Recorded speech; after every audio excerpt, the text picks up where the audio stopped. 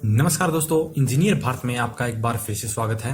और आज हम बात करने वाले हैं इन्वर्टर के बारे में कि अगर आप नया इन्वर्टर खरीदना चाहते हैं तो इसके लिए आपको किन किन बातों का ध्यान रखना चाहिए। जहां पर भी लाइट की प्रॉब्लम होती है, ज्यादातर ग्रामीण इलाकों में लाइट की बहुत ज्यादा प्रॉब्लम होती है, जहां पर दिन के समय में 2 या 3 घंटे ही लाइट आती है, वहां पर इन्वर्टर ही एकमात्र सहारा है जिससे कि हम अपने घर के सभी उपकरण चला सकते हैं, जो बेसिक उपकरण होते हैं जैसे कि लाइट, पंखे इत्यादि। तो इसीलिए आपको इन्वर्टर खरीदते समय काफी बातों का ध्यान रखना चाहिए। तो इस वीडियो में मैं आपको कुछ ऐसे पॉइंट बताने वाला हूं जिससे कि आपको इन्वर्टर खरीदने में काफी आसानी हो जाएगी। इससे पहले मैंने एक वीडियो में बताया था कि अगर आप सोलर इन्वर्टर लगवाना चाहते हैं तो इसकी कितनी कॉस्ट होती है और यह आपको किस प्रकार पता करना चाहिए कि आपके घर में कितना बड़ा सोलर इन्वर्टर लगाना चाहिए। तो अगर आप वो वीडियो देखना चाहते हैं तो वीडियो की डिस्क्रिप्शन में आपको उसका लिंक मिल जाएगा, जहां से आप उस वीडियो को देख सकते हैं। आज की इस वीडियो में सिर्फ हम इन्वर्टर की बात करने वाले हैं कि आपको इन्वर्टर कौन सा खरीदना चाहिए। इन्वर्टर 3 टाइप के होते हैं: sign wave inverter, modified sine wave inverter और स्क्वायर वेव इन्वर्टर। आजकल मार्केट में आपको सबसे ज्यादा प्योर साइन वेव इन्वर्टर देखने को मिलेंगे। हालांकि यह एक नॉर्मल स्क्वायर वेव इन्वर्टर से थोड़े से महंगे होते हैं, लेकिन इससे आपकी उपकरण की जो लाइफ है वो बढ़ जाती है और उसकी जो इफिशियंसी है वो ज्यादा हो जाती है।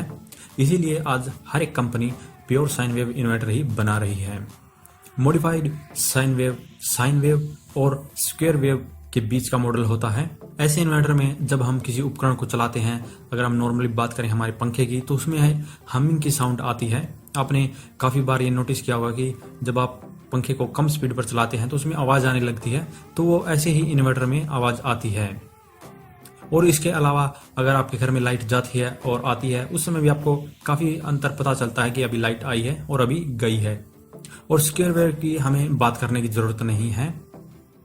यह वैसे तो सस्ते होते हैं, लेकिन इससे आपकी उपकरण की जो इफिशियंसी वो कम हो जाती है। तो इसलिए अगर आप इन तीनों में से कोई एक इन्वर्टर खरीदना चाहते हैं तो डेफिनेटली आप प्योर साइन वेव इन्वर्टर ही खरीदिए। कुछ लोग पैसे बचाने के चक्कर में जो स्क्वायर वेव या मॉडिफाइड साइन वेव इन्वर्टर है वो खरीद लेते हैं, लेकिन बाद में उन्हें काफी दिक्कत होती है। तो ऐसी दिक्कत से बचने के लिए आपको प्योर साइन वेव इन्वर्टर ही खरीदना चाहिए। इसके अलावा इन्वर्टर 2 तरह के होते हैं: नॉर्मल इन्वर्टर और सोलर इन्वर्टर। इन दोनों में आपको इनके नाम से ही पता चल जाता है कि जो सोलर इन्वर्टर है उसके साथ में आप सोलर पैनल को डायरेक्टली कनेक्ट कर सकते हैं और आप अपने घर में बिजली की बचत कर सकते हैं।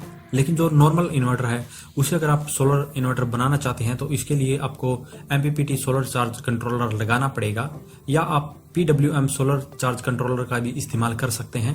इसके बारे में मैंने पहले एक वीडियो में बताया है कि कैसे आप अपने घर में MPPT सोलर चार्ज कंट्रोलर और सोलर पैनल लगाकर एक नॉर्मल इन्वर्टर को भी सोलर इन्वर्टर बना सकते हैं। लेकिन जब हम नया इन्वर्टर खरीदने की बात करते हैं तो इन दोनों में से आप सोलर इन्वर्टर ही खरीदिए। अगर आप अभी इसके ऊपर सोलर पैनल का इस्तेमाल नहीं करना चाहते हैं तो भी एक बार आप सोलर इन्वर्टर ही खरीद लीजिए, क्योंकि अगर इन फ्यूचर आपको इसके ऊपर सोलर पैनल कनेक्ट करना पड़े तो बड़ी ही आसानी से आप इसके ऊपर कनेक्ट कर सकते हैं।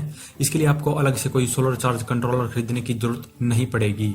अगर आप नॉर्मल इन्वर्टर को सोलर चार्ज कंट्रोलर लगाकर उसे सोलर इन्वर्टर बनाने की कोशिश करेंगे तो इसमें आपकी जो बैटरी है वो तो सोलर पैनल से चार्ज हो जाएगी, लेकिन जो इसका एक सिस्टम होता है कि आप इन्वर्टर को मेन सप्लाई पे चलाना चाहते हैं या सोलर पैनल पर चलाना चाहते हैं, तो वो सिस्टम आप एक नॉर्मल इन्वर्टर में नहीं कर सकते हैं, या फिर इसके लिए आपको ज़्यादा बढ़िया जो सोलर कंट्रोलर होता है वो खरीदना पड़ेगा, जो कि आपको काफी कॉस्टली पड़ेगा। एक normal MPPT solar charge controller की बात करें तो कम से कम आपको 4 से 5 हजार रुपए का पड़ता है। नॉर्मल इन्वर्टर की बजाय डायरेक्ट सोलर इन्वर्टर खरीद लेते हैं तो इसमें आपको 2 से 3 हजार रुपए ही ज्यादा देने पड़ेंगे, और ये प्राइस डिपेंड करता है कि आप कितना बड़ा या कितना KV का सोलर इन्वर्टर लेते हैं। तो इसका कंक्लूजन यही है कि अगर आप नॉर्मल और सोलर में से एक खरीदना चाहते हैं तो सोलर इन्वर्टर ही खरीदिए, और वो भी प्योर साइन वेव। तो 2 पॉइंट को आपको ध्यान में रखना है कि इन्वर्टर में प्योर साइन वेव और सोलर इन्वर्टर आपको खरीदना है। अब बात करते हैं कि आपको कितना बड़ा सोलर इन्वर्टर खरीदना चाहिए। इसके बारे में मैंने पहले वीडियो बनाया है, वो आप देख सकते हैं। उसमें आपको काफी डिटेल से बताया गया है। यहाँ पे मैं आपको सिंपल एक आइडिया दे देता हूँ। अगर आपके घर में 2 या 3 पंखे आप चलाते हैं और 2 या 3 लाइट है वो ऑन करते हैं तो आपको 1100 VA का सोलर इन्वर्टर खरीद लेना चाहिए। अगर आप इससे ज्यादा उपकरण चलाना चाहते हैं तो आपको सबसे पहले आपके घर के सभी लोड को कैलकुलेट करना पड़ेगा, और उसके बाद में ही आपको देखना पड़ेगा कि आपको कितना VA का सोलर इन्वर्टर खरीदना चाहिए। तो इसके लिए आप ऑनलाइन वेबसाइट का इस्तेमाल कर सकते हैं, जैसे स्कैम, लुमिनियस। इनकी खुद की वेबसाइट पर कैलकुलेटर दिए गए हैं जिनका आप इस्तेमाल कर सकते हैं। तो चलिए देखिए आप इनका इस्तेमाल कैसे करेंगे। तो यहाँ पे आप देख सकते हैं सोलर पैनल के बारे में हमने एक पोस्ट की है और यहाँ पे आपको पूरी जानकारी बताई है। तो यहीं पर हमने बताया है कि आप कैसे घर के जो अप्लायंस है उनका लोड कैसे पता करेंगे, और यहाँ पर 2 लिंक दिए गए हैं। इस पोस्ट का लिंक आपको वीडियो के डिस्क्रिप्शन में मिल जाएगा, वहां से आपको आना यहाँ पे, और यहाँ पे आपको 2 लिंक दिए गए हैं। आप किसी भी एक कंपनी का या एक वेबसाइट का इस्तेमाल कर सकते हैं। चलिए हम स्कैम पे चलते हैं, और यहाँ पे आपके सामने लगभग सभी अप्लायंस दिखाए जाएंगे, जो एलईडी बल्ब है या लैंप है, ट्यूबलाइट है, जो भी आपके घर में आप इस्तेमाल करते हैं उनका सारा यहाँ पे आपको डिटेल देनी है। तो आप सिलेक्ट कर दीजिए सभी CFL और जितने भी आप लाइट का इस्तेमाल करते हैं। अगर आपके घर में फ्रिज भी आप इन्वर्टर पर चलाना चाहते हैं तो आप यहाँ पे बता सकते हैं। और इसके अलावा फैंस बता दीजिए, जो सीलिंग फैन है वो कितने हैं। यहाँ पे सामने आपको इनके नंबर डालने हैं कि कितनी लाइट या कितने अप्लायंस है आपके घर में। और यहाँ पे पूरी डिटेल देने के बाद में आपको नीचे कैलकुलेट पर क्लिक कर देना है। तो यहाँ पे देखिए इन्होंने 25 VA आपको सजेस्ट किए हैं कि आपको इतनी पावर की ज़रूरत है। तो इसके लिए आप 3.5 kVA का इन्वर्टर खरीद सकते हैं, और उसी हिसाब से आपको सोलर पैनल खरीदने होंगे।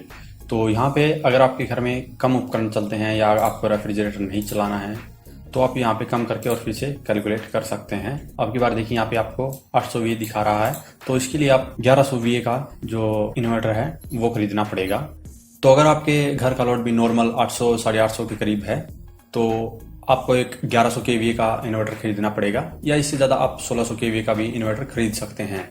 अब बात करते हैं कि आपको कौन सी कंपनी का सोलर इन्वर्टर खरीदना चाहिए। मार्केट में आपको, इंडिया की मार्केट में आपको ज़्यादातर माइक्रोटेक, स्कैम, लुमिनियस के जो इन्वर्टर है वो देखने को मिलेंगे, क्योंकि ये एक अच्छी ब्रांड है। तो अगर आप इन्वर्टर खरीदना चाहते हैं तो किसी एक अच्छी ब्रांड का इन्वर्टर ही खरीदिए। हालांकि ब्रांडेड जो इन्वर्टर होते हैं वो एक बिना ब्रांड वाले इन्वर्टर से महंगे जरूर होते हैं, लेकिन उनका जो सपोर्ट और सर्विस होता है वो एक नॉन ब्रांड वाले इन्वर्टर से काफ़ी अच्छा होता है।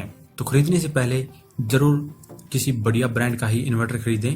इसके लिए मैं आपको लुमिनियस, माइक्रोटेक और स्कैम, इन तीनों का सजेशन देता हूं। इनमें से आप किसी भी एक ब्रांड का सोलर इन्वर्टर खरीद सकते हैं। तो ये 4 पॉइंट थे जिनके आधार पर आप अपने इन्वर्टर का चुनाव कर सकते हैं। और अभी के लिए इस वीडियो में इतना ही। इसके बारे में अगर आपका अभी भी कोई भी सवाल या सुझाव हो तो नीचे कमेंट करें, और अगर वीडियो पसंद आया हो तो लाइक और शेयर जरूर करें, और चैनल को सब्सक्राइब करना ना भूलें।